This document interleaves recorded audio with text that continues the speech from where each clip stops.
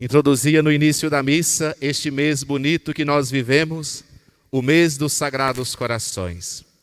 Mais uma vez convidados a olharmos para o coração de Jesus, fonte de todo amor e toda misericórdia, e olharmos para o coração imaculado de Maria, desejosos de assim também como ela, seguir os caminhos de Jesus, buscando cada vez mais configurar a nossa vida e a nossa história à vontade de Deus.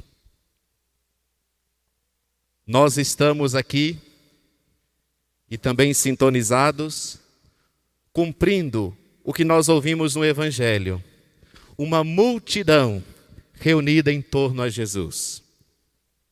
E nós somos hoje essa multidão, reunida em torno à sua palavra, reunida em torno à sua presença real, presença eucarística, o sacramento da nossa salvação, a Eucaristia, para deixarmos-nos cada vez mais ser conduzidos pelo Senhor. E nós fazemos isso porque nós somos, ou ao menos desejamos ser e temos a audácia de ser, família de Deus. Olha que beleza no finalzinho do Evangelho de hoje, quando vão chegar para Jesus e vai dizer assim: a tua mãe e teus irmãos estão aí à tua procura. A mãe de Jesus, nós sabemos que é a Virgem Santa, a Virgem Maria. E os irmãos de Jesus que falam o Evangelho são os seus primos, os seus parentes próximos. É bom que nós entendamos isso, porque infelizmente nós católicos temos preguiça de ler a Bíblia. E às vezes, quando nós ouvimos algumas leituras, podemos ficar um pouco confundidos. Procuremos ler um pouco mais a palavra de Deus. Procuremos usar também as tecnologias, as redes sociais, o papai, Google, para perguntar quem eram os irmãos de Jesus. E nós vamos encontrar esta explicação, que eram os primos, os parentes próximos. Mas para dizer assim, não é que Jesus vai negar a sua família, mas ele vai deixar esta mensagem bonita para cada um de nós. Aquele que escuta a palavra e a põe em prática, aí está a minha mãe, meus irmãos, a minha família. É um movimento duplo. Não basta somente escutarmos, é preciso cumprir e colocar em prática. Infelizmente, meus irmãos e minhas irmãs, nós vivemos em um tempo em que nós até achamos bonita a palavra de Deus. A gente vem à igreja no domingo e fala assim, nossa, que leitura bonita. Mas da porta da igreja para fora, esta leitura já não faz mais parte da minha vida. Nas minhas ações e nas minhas opções, eu não tenho colocado Deus na frente. Eu não tenho colocado a palavra de Deus, aquilo que o Senhor deseja e espera de cada um de nós, como mais importante. Eu tenho decidido as coisas segundo a minha própria consciência, segundo a minha própria ideia. E aí, quando as coisas dão errado, ai meu Deus, o que aconteceu? O Senhor me abandonou. Foi porque eu tomei a decisão errada, eu não deixei Deus falar ao meu coração. E aí, quando o negócio começa a embananar, aí corre e fala assim, Deus me abandonou, Deus não está comigo não. Por quê? Porque nós somos cabeça dura, nós temos um coração às vezes que é um coração ainda de pedra. Deixemos-nos conduzir pela palavra de Deus e você vai ver que todas as suas decisões, que todas as suas ações, todos os seus projetos vão dar certo. Se nós escutarmos Deus, não somente com os ouvidos, mas principalmente com o coração. Devemos buscar sempre a unidade. Celebrávamos semana passada a Santíssima Trindade. Unidade perfeita de amor. E devemos trazer para a nossa vida o desejo também de vivermos unidos.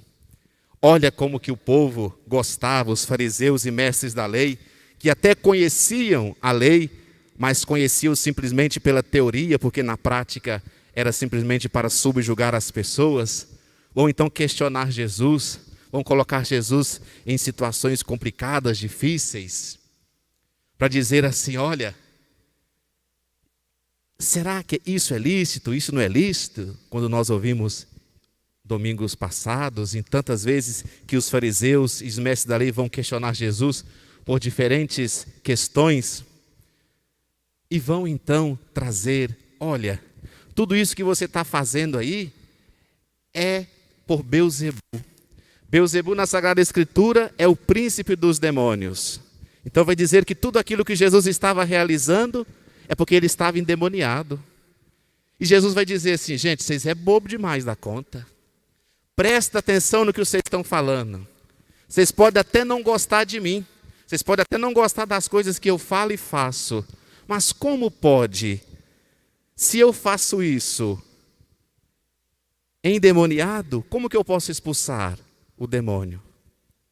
Eu deveria então atraí-lo, pelo contrário.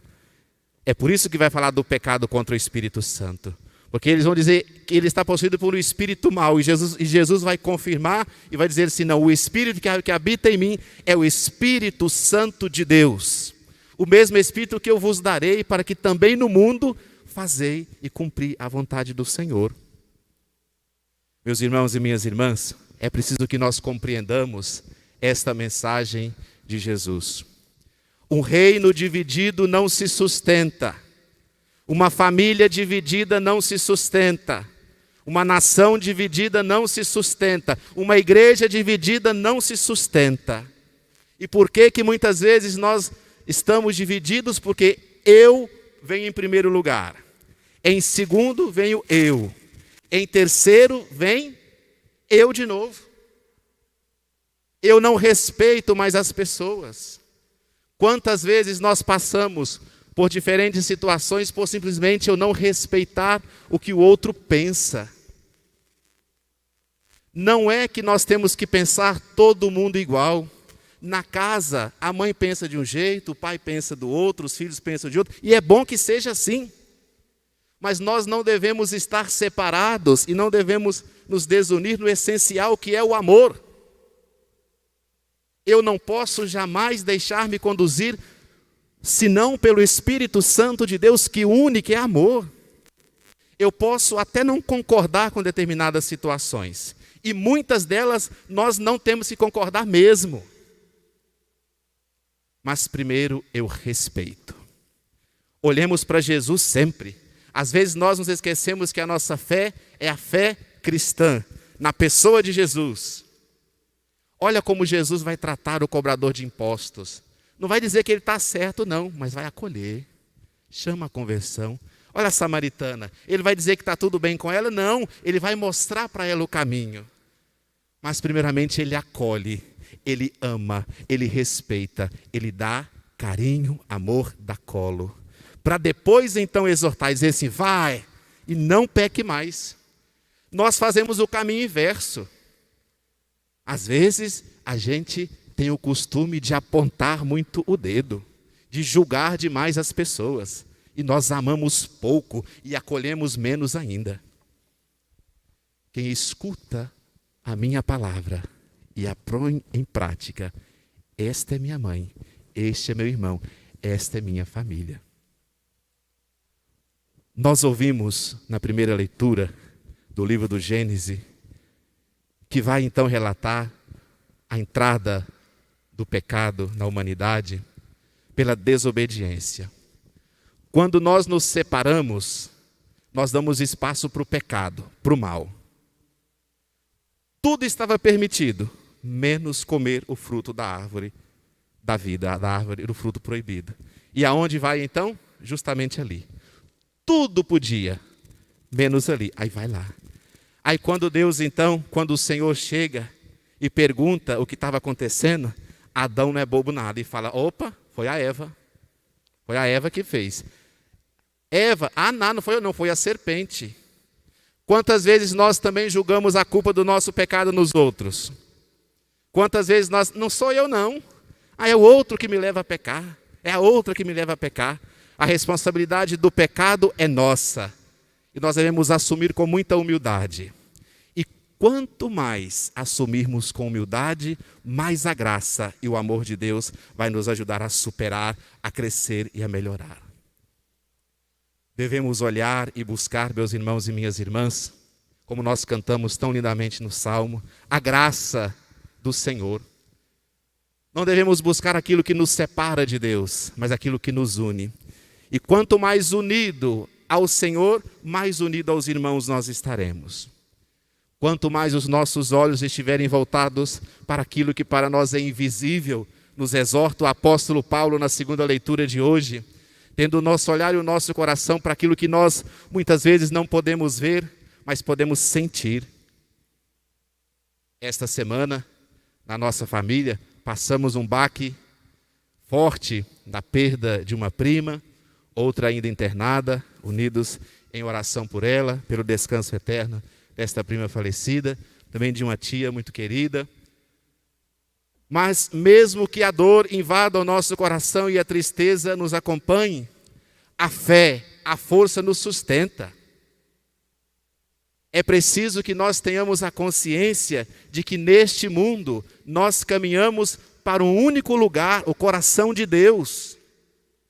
Devemos colocar a nossa fé em prática e buscar viver a nossa vida sempre unidos. É isso que nós vamos levar deste mundo. É isso que nós vamos deixar no coração das pessoas que aqui ficarem. A maneira como nós vivemos, a forma como nós amamos, às vezes quando nós perdoamos. É preciso viver pela unidade e promover esta unidade. Jamais nos dividirmos. Quanta divisão. Às vezes, inclusive e infelizmente, até mesmo dentro da nossa igreja. Quantas ovelhas que vão contra os seus pastores. Quantos irmãos e irmãs que pregam contra o Santo Padre, o Papa Francisco, contra os bispos, contra os padres. Ah, padre, mas tem uns por aí, é porque de repente não é porque da forma que eu penso. E aí eu vou indo contra aquilo que a igreja tem me ensinado. Quantos irmãos e irmãs têm dado mais ouvidos? Prestem atenção, meus irmãos e minhas irmãs. Quantos cristãos católicos têm dado mais ouvidos aos pseudos bispos das diferentes igrejas por aí do que os bispos sucessores dos apóstolos, do que o Santo Padre, o Papa Francisco, sucessor de São Pedro? É preciso que nós busquemos, não só na igreja, mas também na família, no trabalho, no dia a dia, buscar aquilo que nos é convergente. E devemos ser convergentes sempre no amor. Peçamos ao Senhor que Ele nos ajude a nos unirmos cada vez mais. Nas diferenças, é claro, que muitos são os ministérios, muitos são as formas da manifestação, mas um só é o Espírito. E quando nós buscamos pelo diálogo e pelo amor, o resultado vai ser só um: a cumprirmos o que o Senhor espera e deseja de nós. Que assim Deus nos ajude, que a Virgem Maria, nossa mãe, interceda por nós. E tendo como exemplo o beato Padre Eustáquio, trilhemos os caminhos do Senhor. Assim seja. Amém.